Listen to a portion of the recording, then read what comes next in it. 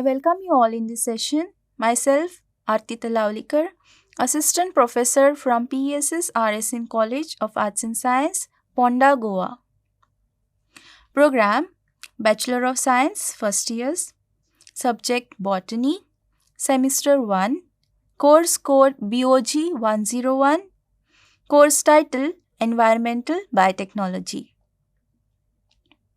Title of the unit Public Participation for Environmental Protection. Module name Environmental Movement and People's Participation with special references to Chipko and Silent Valley Movement. In this module, we'll be learning about environmental movement, major environmental movements in India, people's participation with special references to Chipko movement and Silent Valley movement. By the completion of this module, you will be able to describe environmental movement and you'll also be able to explain what is Chipko movement and the Silent Valley movement. Environmental movement. It is a social or political movement for the conservation or for the improvement of state of environment. Environmental movements favor the sustainable management of natural resources. Major environmental movements in India. Some of the major environmental movements in India are Gandhamardhan movement, Chilka movement, Narmada Bachao Andolan, Chipko movement, Silent Valley movement, etc. In this module, we are going to learn about Chipko movement and the Silent Valley movement. Chipko movement. Movement by villagers, particularly women, in the 1970s to resist the deforestation attempt on the hill slopes in the name of developmental program of the area. Chipko means to hug or to cling to and reflects the demonstrators' primary tactic of embracing the trees to prevent the loggers. Here in this image, we can see the women participating in the Chipko movement. The movement originated in the Garhwal Himalayan region of Uttarakhand in 1973 and quickly spread throughout the Indian Himalayas. The region is known for its fragile ecology, often prone to earthquakes, erosive rivers, and steep valleys that are least favorable for agriculture.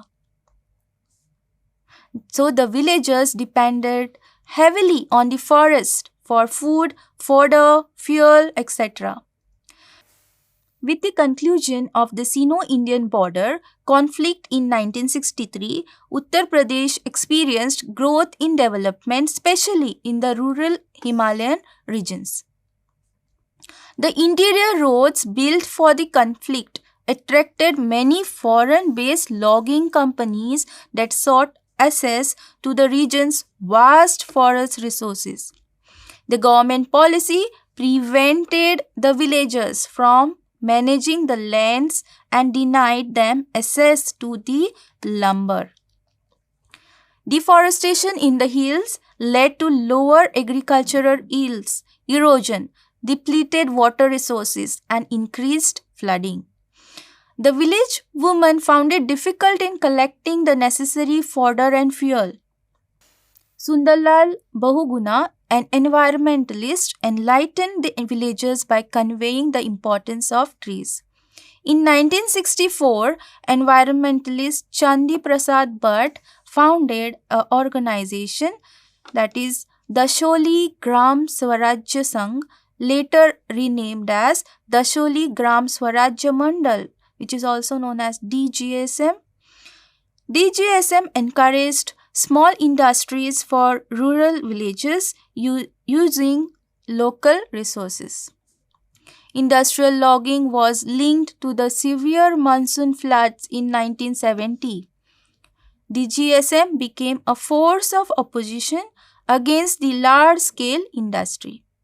The first Chipko protest occurred near the village of Mandal in the upper Alaknanda Valley in April 1973. The villagers were denied access to a small number of trees to build agricultural tools, but government allotted a much larger plot to a sporting goods manufacturer. When their appeals were denied, Chandi Prasad Bhatt led villagers into the forest and embraced the trees to prevent logging. After many days of the protest, the government cancelled the company's logging permit and granted original allotment requested by DGSM. DGSM workers and Sundarlal Bahuguna began to share Chipko statics with people in other villages. One of the next major protests occurred in 1974 near the village of Reni, where more than 2,000 trees were scheduled to be felled. The government commanded the men of the surrounding villages to a nearby city to allow the loggers to proceed without confrontation. However, they were met with the women of the village led by Gaura Devi, who refused to move out of the forest and eventually forced the loggers to withdraw. Small groups of women kept constant vigilance and hugged the trees in order to prevent the felling. The movement was a much successful one. The action in Reni prompted the state government to investigate deforestation in the valley and ultimately led to a 10-year ban on commercial logging in the area. This incident gave the movement a further momentum to mobilize all the villages in the region to protest against the commercial felling of trees. Between 1972 and 1979, more than 150 villages were involved in the Chipko movement.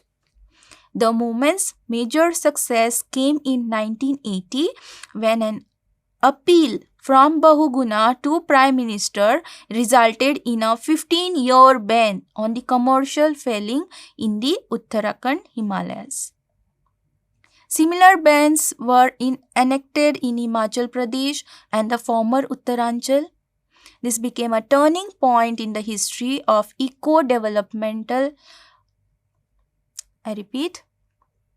This became a turning point in the history of eco-development struggles in the region and around the world.